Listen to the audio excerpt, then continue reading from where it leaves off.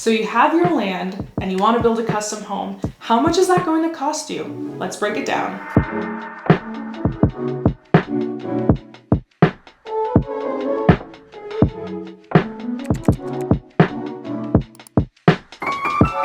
Hi, I'm Eliza Mendoza. I'm your go-to Southern Idaho realtor and custom home building expert. Today, I'm going to go into having land and wanting to put a custom home on it and what that process looks like. So let's dive into it. What's the difference between a custom home and a semi-custom home? Let's break it down. A custom home is where you can bring any floor plan or hand draw any type of floor plan with the builder and the draftsman, and you can change anything you want. Everything is made to your specifications, and it's a lot of hands-on involvement. With a custom home, you have full control of all the design elements and aspects, and you pick every single part of that. A lot of people love to do that, but that might be overwhelming for others. So let's look into what a semi-custom home is. A semi-custom home is perfect for someone who wants a brand new home that looks amazing, but doesn't have to deal with making all the decisions and the decision fatigue that comes with it. A custom home would be perfect for someone that has a strong vision of what they want and is very specific on every detail. So you found out what builder you want to use, you found your land. Now how do we decide what the final cost will be? The most important thing when you find land is to do test holes to determine what kind of soil there is and what kind of septic will be installed and the site prep it will take. Common costs that can be identified through test holes are the type of septic system you'll need to put in there. If there's too much rock and there's not a good place to put it, you may have to do a complex septic system, which could triple the price. That is very important to know. Also, knowing what kind of soil there is and any potential rock. If you have rock and you love this land, you're going to have to prepare to either haul in dirt, blast rock, or chip it out. That can be very costly depending on how much rock there is. So it's very important that you walk the property with your builder to find the best place to place your home and identify any additional costs. All those costs get wrapped up into the purchase price, which can overall increase it.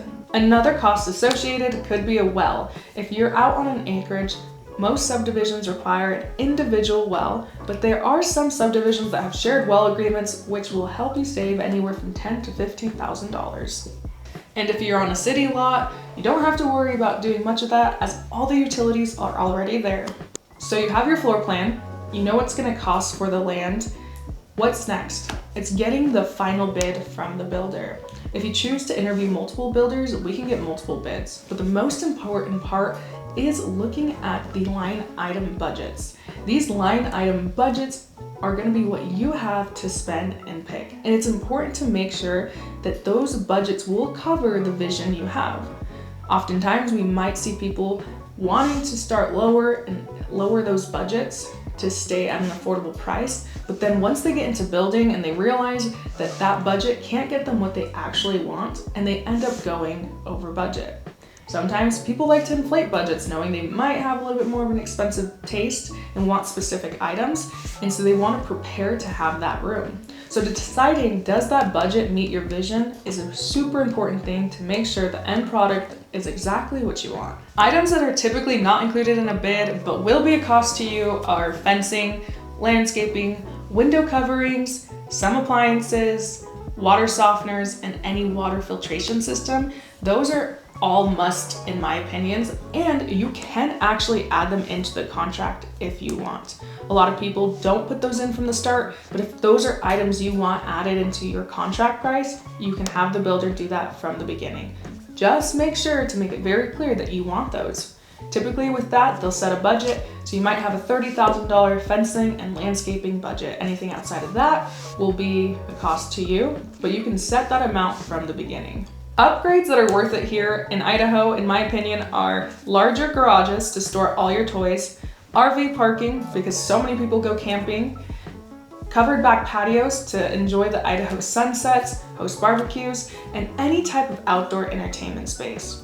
Inside the home, I think upgrades that are worth it are a fireplace, a conditioned crawl space, granite countertops, a large island, and my favorite, tall ceilings.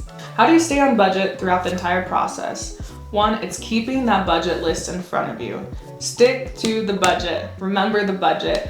And before going and picking it, make sure you tell the person that you're selecting these items with what your budget is and to only give you items that will be within that budget. That will ensure that at the end of the project, that price we started with at the beginning is absolutely the same. And the best case scenario is when we're under budget. What do you do when you pick something you love, you go home and you realize you hate it? You change it.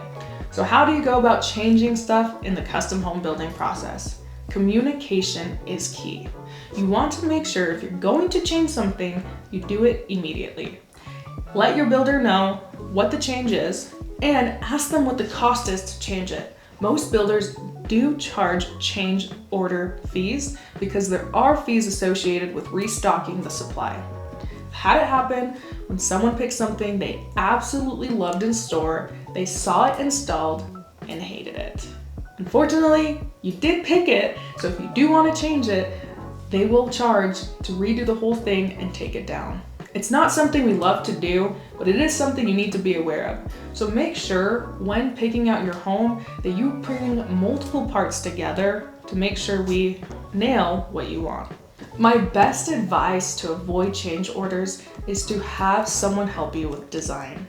Design is such an important part of the process, and although it is fun being in control, if you don't have a design background or have a very, very clear vision of what you want, it becomes very overwhelming, very quick, and you might not like the finished product. So if you need a design team behind you, we do have builders that have in-house designers that will execute the vision you have and take away all the stress that comes with it. Building a custom home is truly one of the longest, fastest processes in the world, if that makes sense. And during it, it is very important to have communication and stay involved. So make sure whoever you work with, you have a streamlined communication. Nothing is worse than being ghosted by your builder and not being in the loop. That's why it's key to interview builders and have representation to help you through the process. During the build process, there'll be multiple times where we have to meet at the home or do a virtual meeting to walk through and make sure everything is done correctly. We'll also have electrical walkthrough meetings where you can pick where all your light fixtures go, your light switches, and so much more.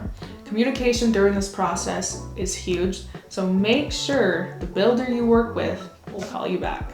If you want to build a custom home and find land, a builder, get your bid and start the process, I can help you with that from start to finish. If you want to keep up with all of new construction tips here in Southern Idaho, make sure to subscribe to my YouTube channel. I'm Eliza Mendoza, your go-to real estate agent and your friend. I'll see you at the next video. Bye.